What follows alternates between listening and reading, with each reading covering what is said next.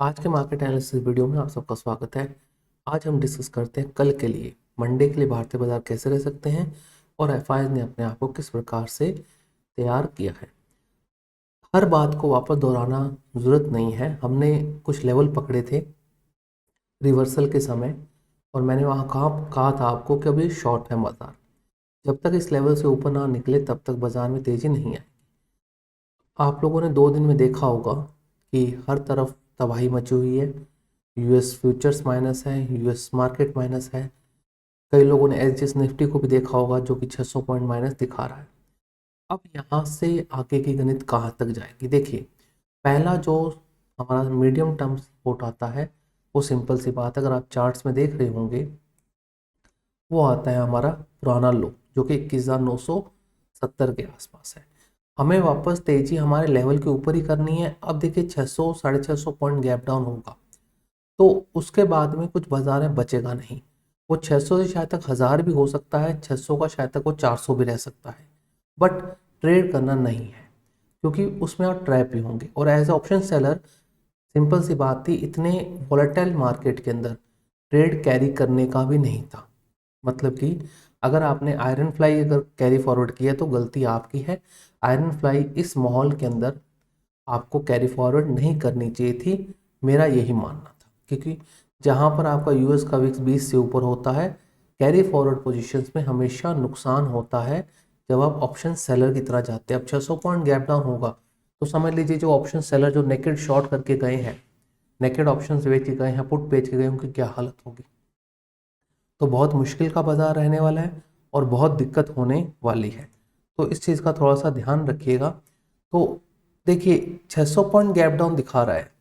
अब ये 600 भी हो सकता है, 600 से ज़्यादा भी हो सकता है क्योंकि 2 दिन में कुछ ऐसा हुआ नहीं है जबकि यूएस मार्केट और कमज़ोर है। तो 600 पॉइंट का मतलब हो गया 22,300 के आसपास, जो कि मीडियम टर्म सपोर्ट है ये, क्योंकि यहीं से हम वापस बाउंस किए थे। अब यहाँ से नीचे 21,900 मतलब मुश्किल है। बाजार क्या है कि अगर मैं, एक मिनट रुकिएगा,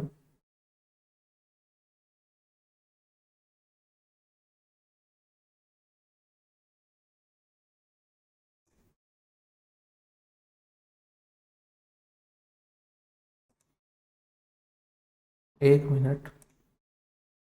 हम्म, मुझे वीकली पे जाना पड़ेगा।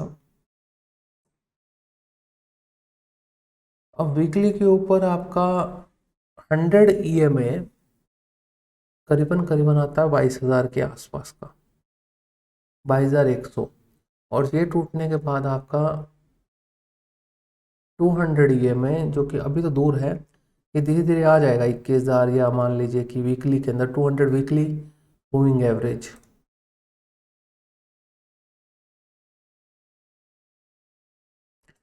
क्योंकि बाजार ने एक्चुअली देखेंगे ना अगर आप, तो अगर मैं वीकली को इन्होंने छुआ था, ये पिछले मार्च के अंदर छू, अभी ये मार्च के अंदर छू के गया था। उसके बाद एक बढ़िया तेजी 1,000-1,500 पॉइंट की मिली थी। उससे पहले हमने कभी भी, मतलब कि 2022 के अंदर हम छुए थे, उसके बाद में हमने वन वे रैली कर दी थी, वापस आया नहीं था बाजार। 2022 का बाजार आया था 2023 मार्च के अंदर, मतलब करीबन करीबन 9 महीने बाद में ये उसको थोड़ा छूने आया, बट हुआ नहीं कुछ भी, बहुत कम।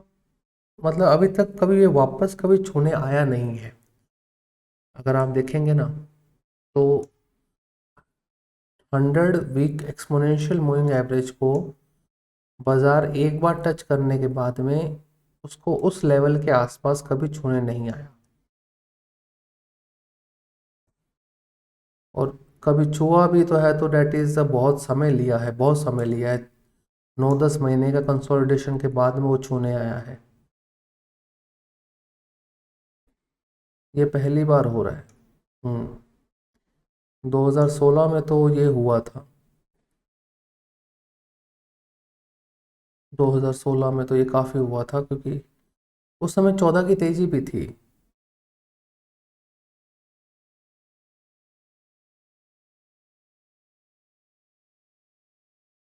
हम्म,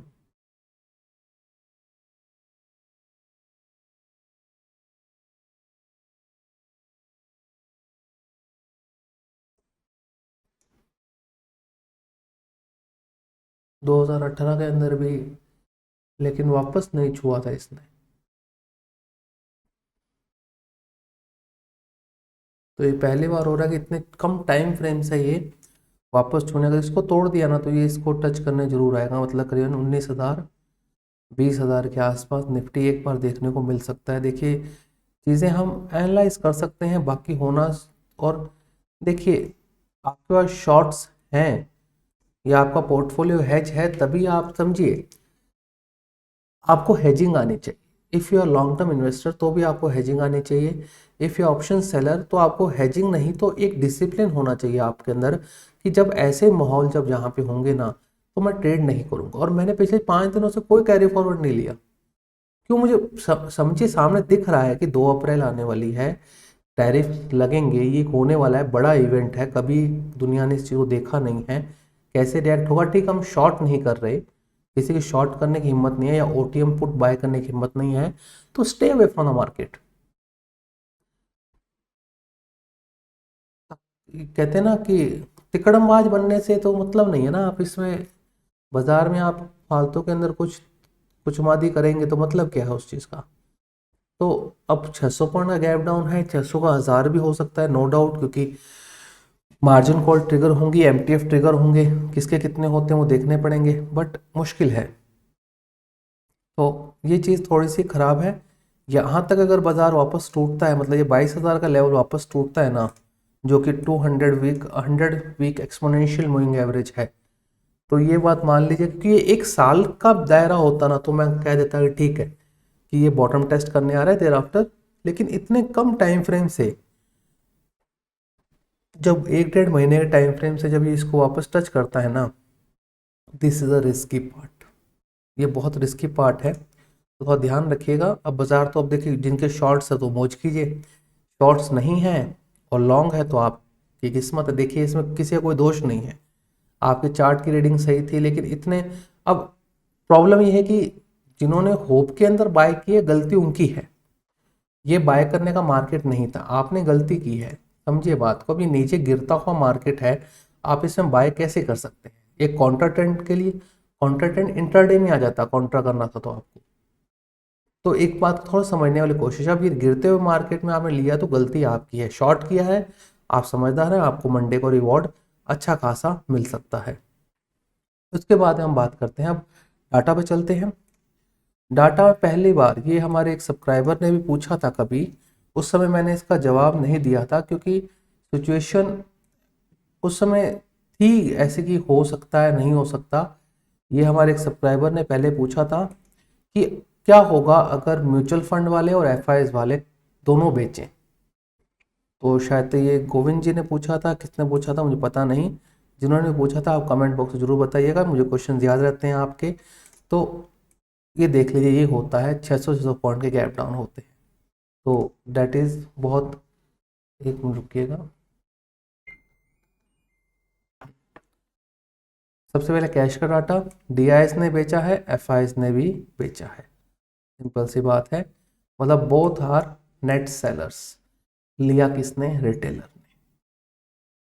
करीबन करीबन 5,000 करोड़ का माल रिटेलर ने ले लिया और बाजार भी गिरा है। तो क्या हो सकता है? बहुत मुश्किल है गणित।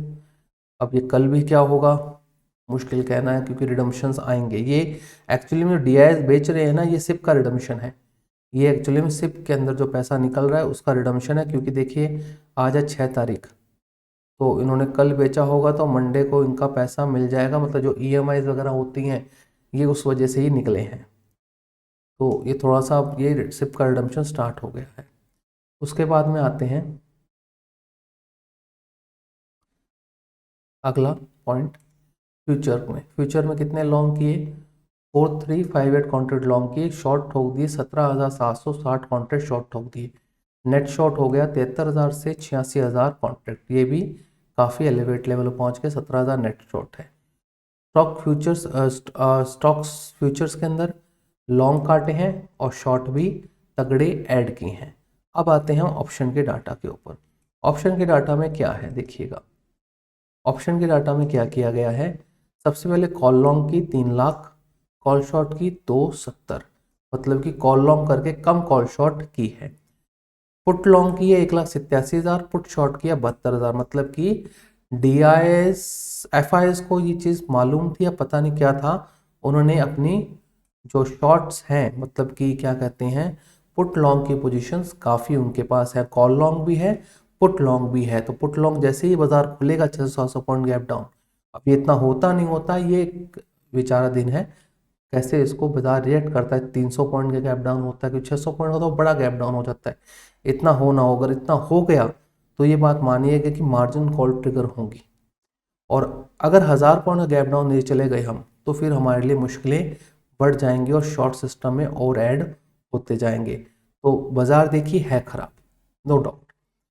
बाजार वापस अपने लो अगर तोड़ता है तो ये बात मान लीजिए कि ये पहली बार टच करने चाहेगा 200 वीक एक्सपोनेंशियल मूविंग एवरेज, जो कि आते हैं 20,000 के आसपास। देर आफ्टर हम देखेंगे क्या होता है और क्या नहीं होता। तो अगर आपको वीडियो पसंद आया तो लाइक शेयर सब्सक्राइब जरूर कीजिएगा। और देखिए, मैं ये चीज़ें काफ़ी दिन से बोल रहा हूँ, काफ़ी फ्रिक्वेंटली मैं सितंबर अक्टूबर से ये बातें बोल रहा हूँ, बाजार ख़राब है, वैल्यूएशंस ख़राब है। तो इस बात को समझिए, हर बात अब रिपीट करने से कोई मतलब नहीं, अब चीज़ें ये हो रही हैं। हमने ये बातें बहुत पहले बोली थी, जब ओला जब 100-110 के ऊपर था, जब मैंने कहा था कि इसके टारगेट बहुत नीचे के हैं, जब पॉलिसी बाजार जब ऊपर था, जब आपका ट्रेंड ऊपर था, जब आपका ये आप मान लीजिए आपका डिलीवरी ऊपर था, या आपका जियो फाइनेंस ऊपर था, ठीक है। आप कोई स्टॉक पकड़िए, ठीक है, जो मैंने ये होनासा की बात की थी, ठीक है, कई स्टॉक्स की ऐसी बात की थी मैंने, हर चीज़ बोलता था मैं, क्योंकि मुझे था कि नॉलेज था कि ऐसा होने वाला और वैसा ही हो रहा है, और ये कहाँ पे रुकेगा नहीं पता। ये चीज़ें अब देखिए रिपीट साउंड करने से मतलब नहीं है, चीज़ें अब जो हम चाह रहे थे वो हो रही हैं। तो अब ज़्यादा ढिंडोरा पीटने से कोई मतलब नहीं है। अगर आप मेरा स्टार्टिंग में जुड़े हो तो मैंने हर वीडियो में कहा है, the valuations are elevated level. आप कुछ भी कर लीजिए, भाव नहीं आएंगे आपके, भाव नहीं आएंगे चाहे आप कुछ भी कर लीजिए। तो थोड़ा अभी भी ध्यान रखिए, अभी थोड़ा कुछ मिल रहा है तो देख लीजिए, बाकी ये वापस अपने उन्हीं लेवल पर पहुंच जाएंगे, चाहे साल लगे चाहे 1.5 साल लगे। तो आपको वीडियो पसंद आया तो लाइक शेयर सब्सक्राइब जरूर कीजिएगा।